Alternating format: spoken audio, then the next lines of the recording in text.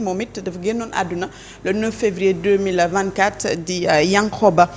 ci loolu gouvernement du Sénégal génne nañ def benn communiqué di jaale. Le gouvernement du Sénégal s'incline respectueusement devant la mémoire du défunt et adresse ses condoléances les plus attristées à sa famille, à ses proches, ainsi qu'à l'ensemble de la communauté universitaire. Le gouvernement appelle à l'ensemble des acteurs concernés à la retenue au sens des responsabilités et à l'apaisement, attaché à la manifestation de la vérité et au respect de l'état de droit. Le gouvernement s'engage à ce que toute la lumière soit faite sur les circonstances de ce drame et que les responsabilités éventuelles soient établies conformément aux lois et règlements en vigueur. Le gouvernement réaffirme par ailleurs sa détermination à assurer la sécurité du campus social et la protection de tous les étudiants. Des mesures immédiates et appropriées seront prises à cet effet. Compte tenu de la gravité des faits et dans un souci de transparence, un point de presse se tiendra ce mardi 10 février 2026 à 16h30 à la primature en présence du ministre de la Justice,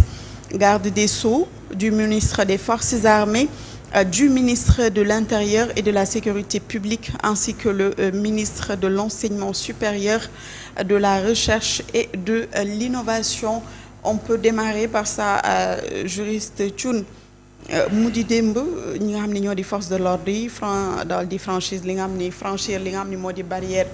universitaire yi. Bon démb d'après sax information yi ñu am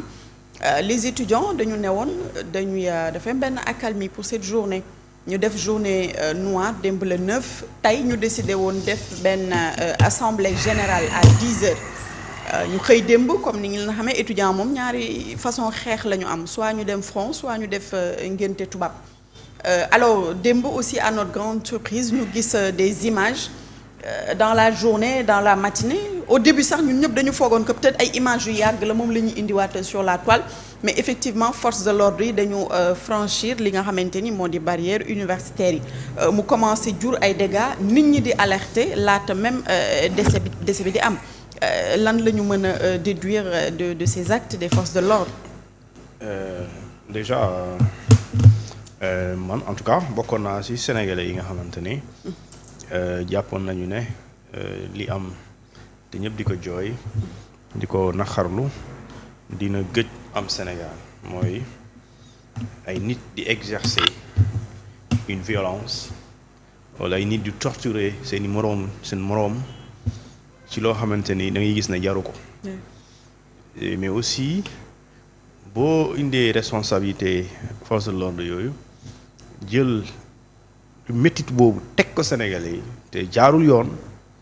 c'est-à-dire li policiers yi def démb rafetul, kenn mënul fexe ba mu rafet, même bu ñu waxoon ñëpp noppi leen rafetul, lu ñaaw la. te dara gënu ko ñaaw, maanaam booy wër lu ñaaw rek soo ko fi bàyyee ngay wax leneen mooy da nga yaa ngi fi parparloo. Donc lu ñaaw la, lu rafetul la. ñii ñuy gazé di leen brutaliser di leen damm di yàq seen loxo yi ba nit dee ci, kum ci doonoon sa doom ngay maintenir de l'ordre. Suñ la woowee sa doom dee na parce que diwul lii moo tax da ngay bàyyi ba mëtul, même boo bàyyiwul di nga créer occasion pour dellu sa kër. Pourquoi ñu war ko def ci doomu jàmbur yi lu tax? Au nom de quoi? Lu rafetul, jegewul rafet te su tax jegewul rafet. Donc démb c'est une journée de violation. Quand je dis une journée de violation, on a violé des principes fondamentaux, constitutionnels d'ailleurs et conventionnels, dinaa la wax. La Convention des Nations Unies contre la torture, ñun démb ci journée bi violé nañ ko démb Sénégal fii, mais démb violé nañ constitution bu Sénégal, article 7 de la constitution moom moo ne la vie humaine est sacrée. La vie humaine est sacrée. Et pareil, l'État a l'obligation de la respecter, li mooy respect de la vie humaine, et a l'obligation de la protéger, li mooy obligation de protéger des vies humaines. Des jeunes étudiants en devenir, ñu am avenir, ñu war a jàngi di réclamer seeni droit, ñu leen doo ko fi waxee fi nga dëkk sax ñu ne doo fi nga dëkk doo fa dafa tëdd. Mais kan moo xam kan moo mën a tere étudiant boo ko teree campus social bu nekkee université te jàngul fan lay nekk léegi yow nga yónnee say takk der ci biir kii bi ci biir université bi ngay séentu lan ngay séentu looy séentu lu dul ay loxo yu damm ay matelas yu tàkk. au pire nit ku dee c'est-à-dire que man awma benn surprise rien ne me surprend dans cette histoire au contraire man c'est comme si man dama ci am responsabilité man personnellement yàlla xam dama ci am kersa. parce que bettu la. parce que man pour man waruñu gis mal bi di ñëw muy ñëw mu lay jege et pare yow nga war a agir nga xaar ba mu jàll ngay bind communiquer pour moi hier bu ma yeewoo si guddi bu ma gisee communiquer porte-parole du gouvernement bi dama gën a meraat parce que alerté wu. parce que pour moi ça sert à rien de faire le médecin après la mort ça sert à rien absolument et d'ailleurs c'est déplorable d'ailleurs de même payer les rappels après que nit dee wala man peut-être xëy na image yi ma am xëy na nit ñi peut-être yoruñu loolu ma j'ai vu des images des gens seen loxo yàqu loxo quoi sa loxo bi ngay bindee bombe grenade explosé ci kawam maa ngi ko gëj a gis ci Mohamed Ka le gendarme là bi loxoom explosé woon foofu laa ko gëj a gisee bi mu ko dalee waaw bi mu ko dalee les gendarmes l'ont pris tout de suite ñu évacué ko parce que douleur boobu kenn mënu ko supporter kii nga sànni ko un civil kii militaire la sax mais kii civil nga sànni ko mu dal ci loxoom loxo bi yàqu ça vraiment c'est de la brutalité boo xamante ni inouïe et il faut dénoncer ça warul am ci réewum Sénégal c'est maintenir l'ordre n'est pas synonyme de brutalité parce que il faut ñu xam le maintien de l'ordre est encadré par la loi soo demee ci code pénal sénégalais ça c'est une loi de 1974 c'est l'article 92 moom moo expliqué comment est-ce qu'on doit disperser les rassemblements ou les attroupements donc tey même bu fekkente ne ñun dañoo daje amuñu droit daje amoo sañ-sañ di tirer ci ñoom et boo demee sax di utiliser la force publique dafa am lu koy justifier la force publique mooy tey nga jël ay lacrymogène sànni leen day fekk nga def tous les préalables et aussi bu fekkee ne ñoom dañuy insister la sànni xeer wala di yore ay ngandaay ñu bëgg la attaquer ñun la yow tam mën nga utiliser say li nga xamante ne moom nga am et loolu proportionnellement en fonction de la gravité ci ngay réagir mais lan mooy li am démb rafetul c'est pas sérieux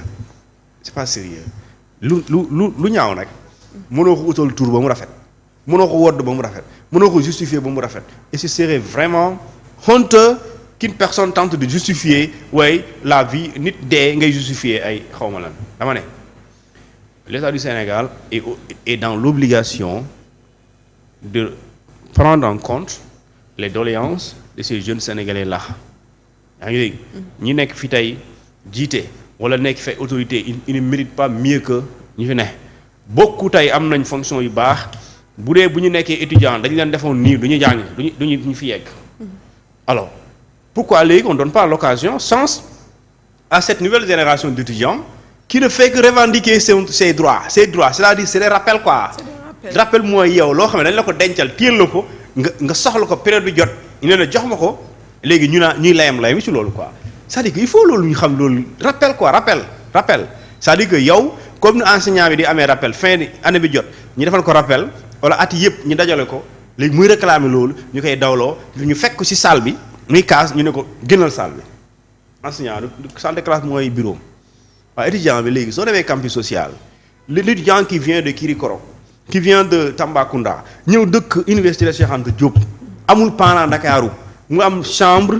30K wala 32 pavillon S wala D waaye bu fa nekkee léegi policiers yi fekk ko fa léegi boo ko bëggee génnee campus waaw léegi dis-moi fan lay dem day dem ci géej bi quoi dugg ci géej bi di def lan non sérieusement nañ bàyyi yooyu. et loolu moo fa nekk moment bi parce que def nañu communiqué wax ni tëj nañ campus social jusqu'à nouvel ordre ñu gis ne étudiants yi ñu ngi nekk ci njàkkare ñu ngi génn ak seen valise taxaw buntu université bi ñi ngi war a ñibbi Ziguinchor y a un étudiant qu'on a reçu ici ce matin moom mi ngi war a ñibbi nee na ba Taïf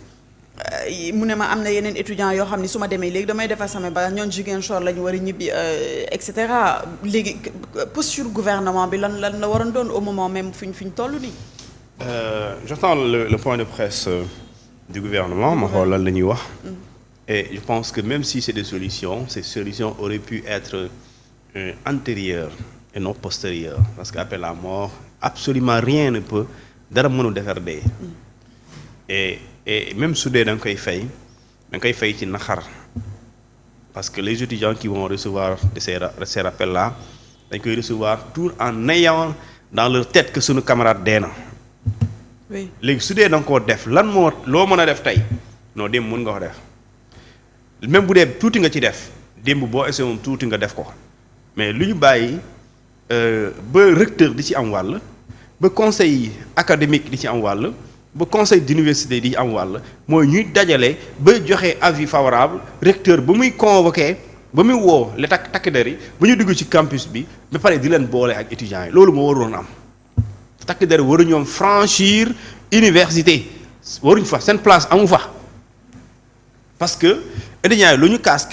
même bu dee dañoo toj verre boo leen fayoon duñu toj verre parce que étudiants yi nag aussi il faut ñu xam c'est des responsables. Oui. Des gens responsables pères mères et futurs parents et futurs également ministres futurs présidents d'ailleurs même lan moo ñu wax ne parmi ñi nga doon gazé il y a pas le futur président. Si. Donc quand même il faut ñu respecter doomi aadama loolu constitution moo ko wax warul yem ci bind. constitution bu Sénégal moo ne bakkanu doomi aadama du foor la lu sacré la maanaam kenn du ko yemaleeg dara ba pare sax état ñaar ñu ne ko yow da nga am obligation de protection et obligation de ce qu'on appelle de respect envers l'homme léegi nag loolu suñ la ko waxee ba pare nga dem biti réew tànn ratifier ay convention yoo xamante ni dafay tax nit doo ko toroxal nga ñëw fii di toroxal ay nit jël ay matrak ay weñ di ko dóor nit ki di daw nga topp ko di ko kajji nit ki gaare motoom nga ñëw di ko daaneel non man vraiment loolu du maintien loolu bokku ci parce que ki lay daw moom mooy wan na la yow yaa ko ëpp doole wala wan na la sa yow sa liggéey ngay def moom maa ngi daw mais nga topp ko après nga koy tirer am na benn vidéo bu ñu ma envoyé non man ces vidéos là et même en les regardant damay sëgg. yow policier yi mu ngi ñëw di wax ak collègue am bi xam na ne collègue am bi lu mu def jaaruwul parce que mu ngi naan ko yow lay def nii yow kuy ñëw noo koy dóoree gën a lakk mu jëm ci kanam yow bu la laalee ci loxo bi day yàqu. léegi qu'en est-il su ko laalee ci kanam. et mënoon na gën a metti Thioune ndax ñun ñëpp gis nañu image yi néegu jigéen ñi nga xamante ni foofu la néegu jigéen ñi ñu dugal